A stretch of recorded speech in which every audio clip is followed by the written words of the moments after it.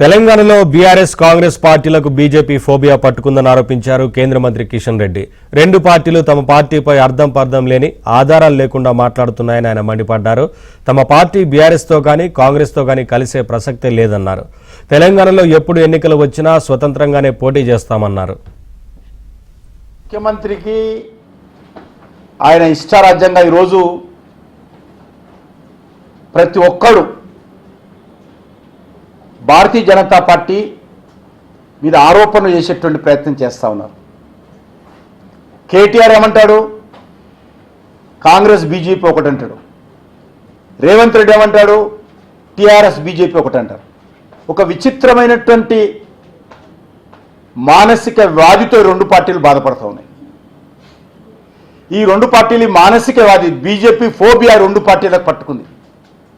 అందుకే అర్థం పర్థం లేనటువంటి ఆరోపణలు, చిల్లర మాటలు, అవగాహన లేకుండా, ఆధారాలు లేకుండా అడ్డంగా మాట్లాడేటువంటి ప్రయత్నం రెండు పార్టీలు చేస్తూ ఉన్నాయి. మేము ఎవరితో ఎవరు కలవాల్సిన అవసరం లేదు.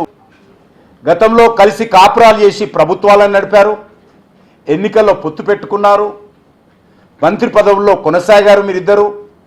కాబట్టి మీరు మాకు కథలు చెప్పాల్సిన అవసరం లేదు, నీతులు చెప్పాల్సిన అవసరం లేదు, నీతులు వల్లించాల్సినటువంటి అవసరం లేదు. భారతీయ జనతా పార్టీ ఈరోజు తెలంగాణ రాష్ట్రంలో చాలా స్పష్టంగా, ఎప్పుడు ఎన్నికలు వచ్చినప్పుడు స్పష్టంగా మేము స్వతంత్రంగా ముందుకెళ్తాం. ఈ రెండు పార్టీలకు ప్రత్యామ్నాయంగా భారతీయ జనతా పార్టీ తెలంగాణలో అధికారంలో తీసుకురావడమే ఏకైక లక్ష్యంగా ముందుకెళ్తాం తప్ప.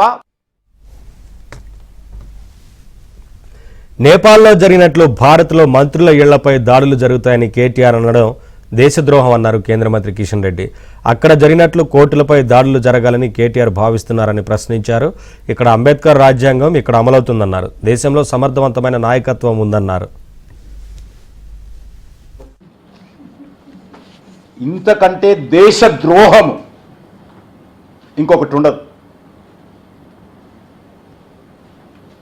ఈరోజు నేపాల్లో నేను ఒక మంత్రిగా ఇవన్నీ విషయాలు మాట్లాడకూడదు, ఇంటర్నేషనల్ విషయాలు, అంతర్రాష్ట్ర విషయాలు.